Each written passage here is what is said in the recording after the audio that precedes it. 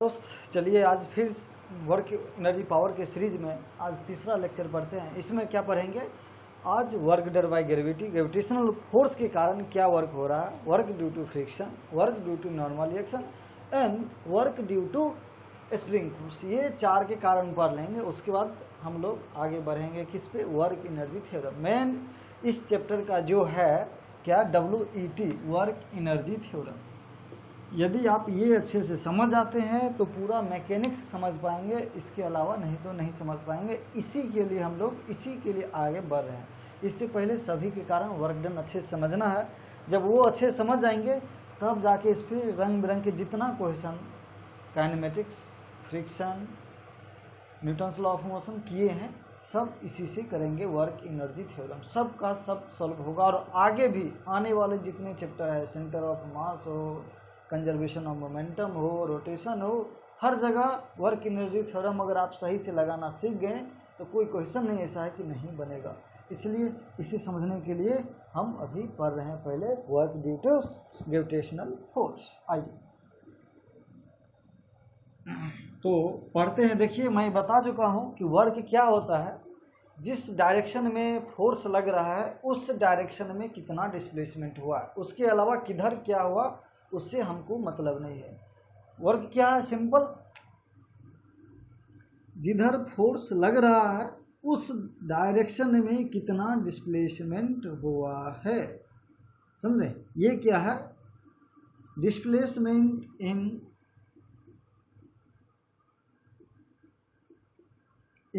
The direction of force.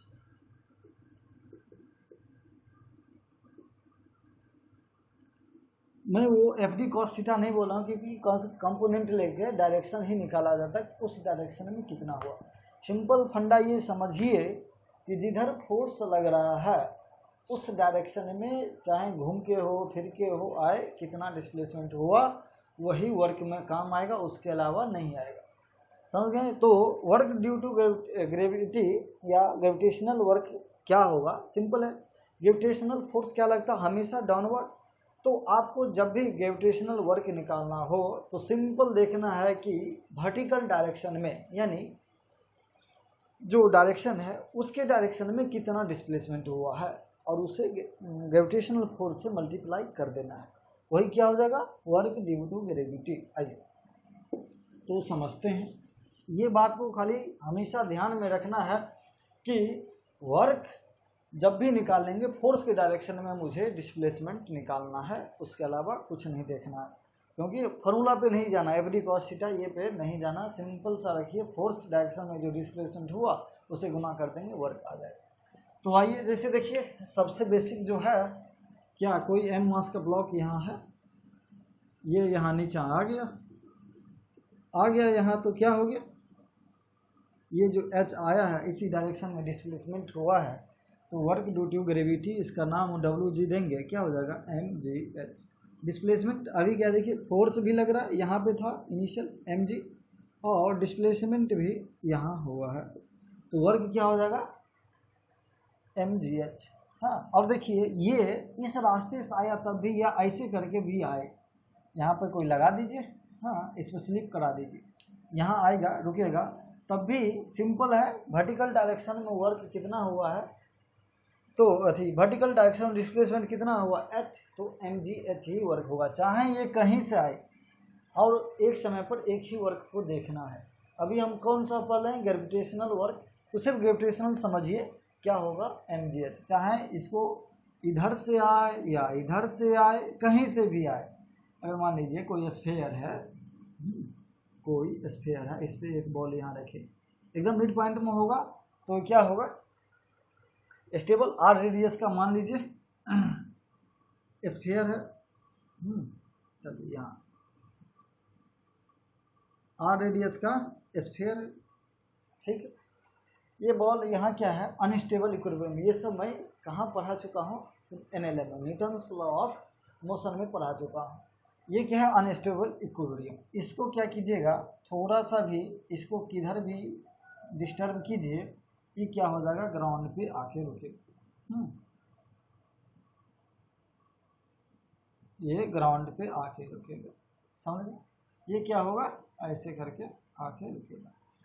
तो देखिए vertical direction में कितना डिस्प्लेसमेंट होगा, कहीं भी आके रुकी कितना होगा, सिर्फ आपको ग्राउंड का देखना है वर्टिकल डायरेक्शन, क्योंकि mg हमेशा नीचे ही लगेगा, तो हमको नीचे ही देखना है कि भाई इनिशियल ये है, फाइनल कंडीशन कहीं न कहीं यहाँ होगा ग्राउंड पे।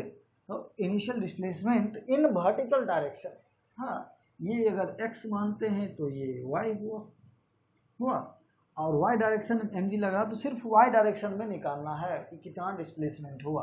और ये वाला अगर मत सोचिएगा ये वाला कौन सा डिस्प्लेसमेंट है, हॉरिजॉन्टल, इससे हमें मतलब ही नहीं, क्योंकि ग्रेविटेशनल फोर्स नीचे लगता है, हॉरिजॉन्टल डायरेक्शन नहीं रखता है, इसलिए मैं ये बता रहा हूँ। तो वर्क ड्यू टू ग्रेविटी क्या हो जाएगा, सिंपल, mg फोर्स नीचे लग रहा है और वर्टिकल डायरेक्शन में r कितना डिस्प्लेसमेंट हुआ, 2r, mg इंटू 2r, समझ गए? तो वर्क ड्यू टू ग्रेविटी कैसे निकालना है, सिंपल सा है कि भाई फोर्स मेरा नीचा मुंह लग रहा है, फोर्स किधर, नीचा मुंह लग रहा है, तो नीचा मुंह हमको कितना डिस्प्लेसमेंट हुआ है इन वर्टिकल, हॉरिजॉन्टल नाम कॉनिकल इस में नहीं जाना है, सिर्फ वर्टिकल में देखना कितना डिस्प्लेसमेंट हुआ, वर्टिकल डायरेक्शन में इतना डिस्प्लेसमेंट हुआ, हॉरिजॉन्टल में कुछ हो सकता है वो हमें बता दें। ये गिरेगा बॉल तो कहीं यहीं नहीं इधर भी आ सकता है, वो देखा जाएगा अलग कैसे, समझ गए? तो देखिए सिंपल वाला बता दिए हैं। आइए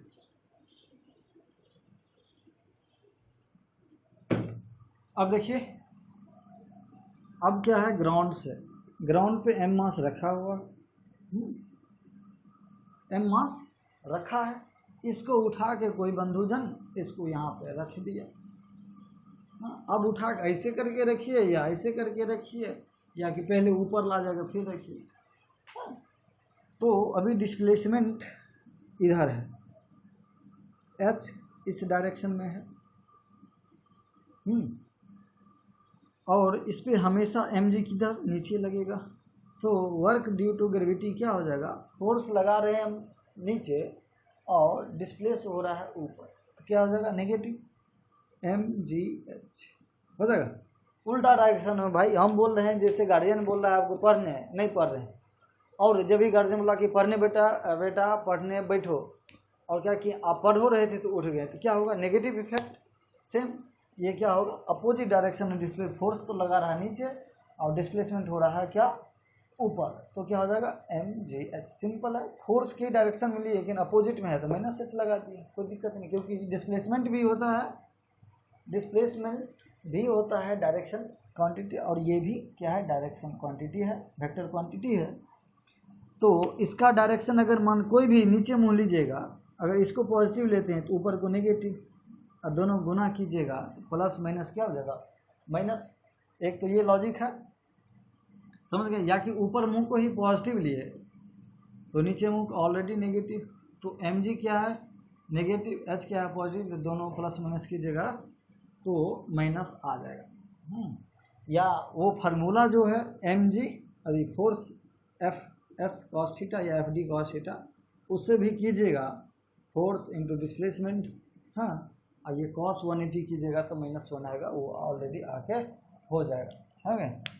तो ये सिंपल समझिए कि फोर्स जिस डायरेक्शन में लगा रहा है और उसी के जस्ट अपोजिट होगा तो उसका क्या होगा, वर्क नेगेटिव होगा, उसके कारण वर्क नहीं किया गया, उसके अपोजिट में किया गया, समझ गए? तो आइए और समझते हैं।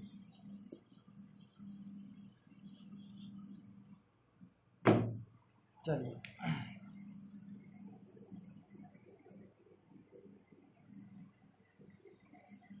ये एल लेंथ का है, ब्लॉक यहाँ है, मान लीजिए किड्स ही बच्चा समझिए, यहाँ से क्या क्या स्लिप करना शुरू किया, यहाँ आके रुक गया, यहाँ ग्राउंड है, यहाँ पे आके रुक गया, एम मास। बच्चे देखिएगा अगर पार्क में जाएंगे तो ऐसे फिसलने वाला रहता है, आराम से यहाँ बैठा, यहाँ आके पहुँच गया। आप भी नहीं कभी कोशिश कीजिएगा, हाँ, क्योंकि आप 11th में आए हैं तो बड़े हो गए हैं, ठीक।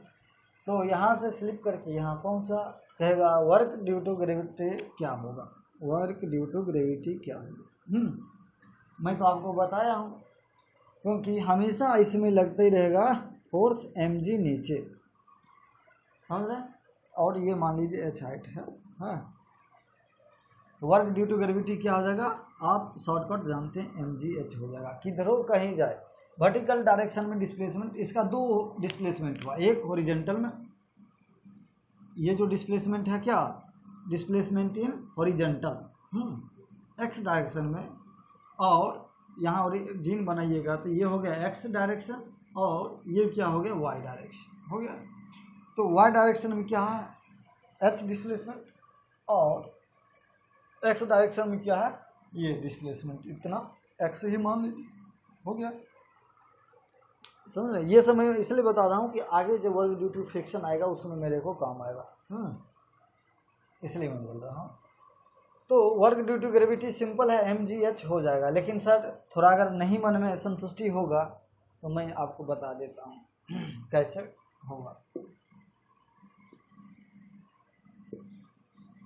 शॉर्टकट समझ गया, चलिए आप ये जानते हैं कि mg का दो कंपोनेंट होगा, एक इधर mg साइन थीटा और एक इसके परपेंडिकुलर mg इधर, ये नॉर्मल का होगा, इधर mg कॉस थीटा। ये सब कंपोनेंट तोड़ना मैं बहुत ही अच्छे तरीक़ा से न्यूटन्स लॉ ऑफ मोशन में सिखा चुका हूँ। आप लोग अगर यहाँ दिक्कत हो तो वहाँ जाके देख लीजिए। तो देखिए इसके कारण वर्क क्या होगा, M G sine theta force इधर लग रहा है और डिस्प्लेसमेंट इधर हुआ है, हाँ।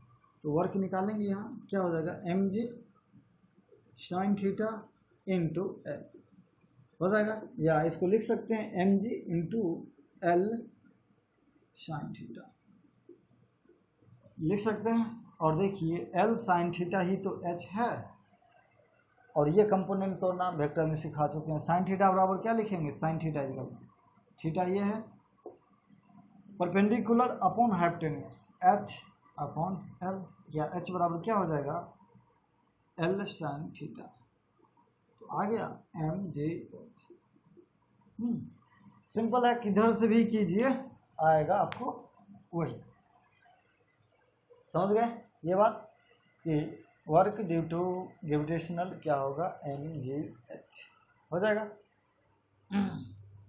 आइए एक क्वेश्चन और करा देता हूँ, उसके बाद नेक्स्ट स्टेप बढ़ेंगे।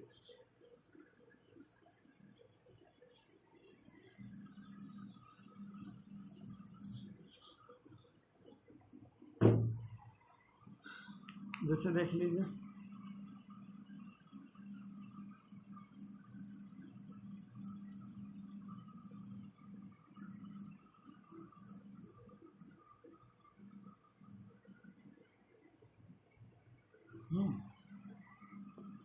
दो है, एक H1 एक H2, L1 L2, थीटा यहाँ भी लेंगे, हमको कोई मतलब नहीं है। सिंपल है, वर्क ड्यू टू ग्रेविटी निकालना होगा तो भाई सीधा एम जे H1 प्लस H2 कर देंगे। ऐसे कोई भी आएगा सिंपल वर्टिकल डायरेक्शन में, सिंपल वर्टिकल डायरेक्शन में डिस्प्लेसमेंट लेना है। जहाँ तक पहुँचा है क्या हो जाएगा,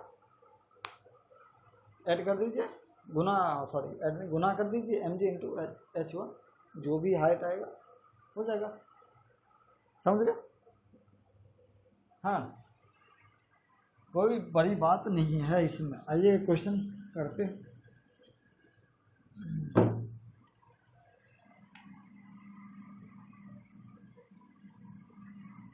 ये क्या है, यहाँ से यहाँ 5 मीटर, हाँ यहाँ कोई बॉल है एम मास का, गिरा है, ऐसे ऐसे करके यहाँ पे पहुँच गया। ये क्या है 2 मीटर। तो बोलेगा वर्क ड्यू टू ग्रेविटी बताओ, हाँ। तो देखिए मेरा 5 मीटर हाइट था, आके कहाँ पे अटक गया 2। डिस्प्लेसमेंट इन वर्टिकल डायरेक्शन कितना हुआ 5 माइनस 2 यानी 3 meter. Work due to gravity क्या होगा एम जी इंटू 5 माइनस 2 या 3 mg समझ गए। हाँ, सिंपल सा है। Net displacement in vertical direction क्या आ रहा है वो निकाल लीजिए, बस mg से मल्टीप्लाई कर दीजिए, क्या आ जाएगा, work due to gravitational.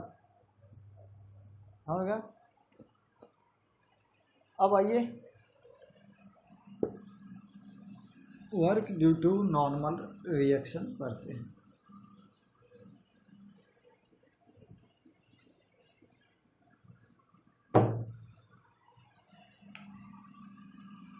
Work due to normal reaction.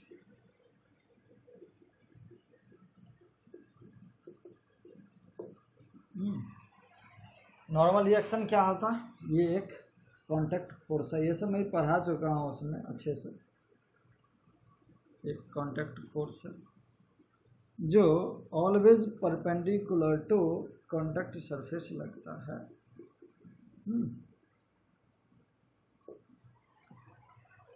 समझ गए। तो देखिए ये जैसे ब्लॉक है, हाँ, m मास है, इधर डिस्प्लेस हुआ, फोर्स लगा तो mg नीचे लगता है, नॉर्मल ऊपर लगता है। फोर्स इधर लग रहा है, डिस्प्लेस इधर हो रहा है, अगर वर्टिकल डायरेक्शन में कोई डिस्प्लेशन नहीं हुआ तो क्या हो जाएगा, work due to normal reaction equal to 0। क्योंकि वर्क क्या होता है, mg cos थीटा, और दोनों के बीच में ये डिस्प्लेसमेंट इधर होगा और फोर्स इधर लग रहा है, दोनों के बीच का एंगल कितना है, 90, mg cos 90 और क्या हो जाएगा 0। तो सिंपल है। नॉर्मल के डायरेक्शन में यदि डिस्प्लेसमेंट हो तब तो मेरा क्या होगा, वर्क होगा, अदरवाइज वर्क नहीं होगा। आइए देखते हैं।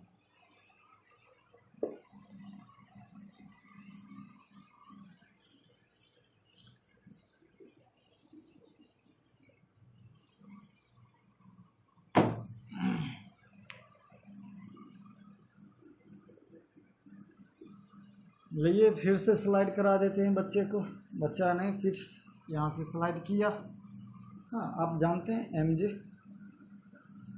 इसका कंपोनेंट होगा, इधर mg cos थीटा, इधर नॉर्मल होगा, इधर mg sin थीटा होगा। यहाँ से फ्रिक्शन लेस है तो यहाँ से क्या होगा, यहाँ स्लाइड करके पहुँच जाएगा। हाँ, तो पूछेगा work due to normal reaction क्या है। तो आप देखिए, ध्यान देखिए, नॉर्मल क्या है, इधर डिस्प्लेसमेंट किधर हो रहा, ये नॉर्मल की डायरेक्शन में, इस डायरेक्शन में कहीं डिस्प्लेस हुआ नहीं, हो रहा ना,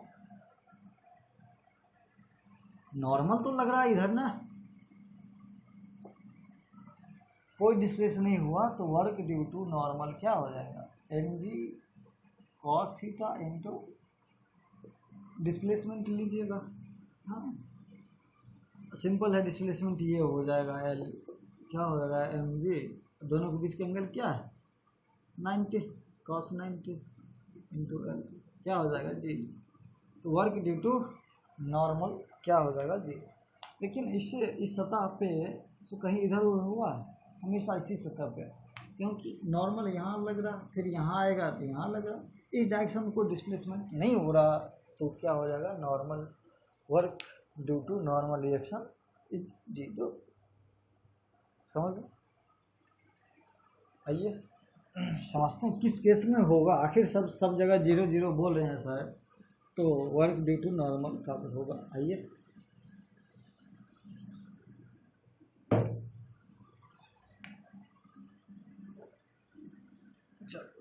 आपका मास मान लीजिए m है,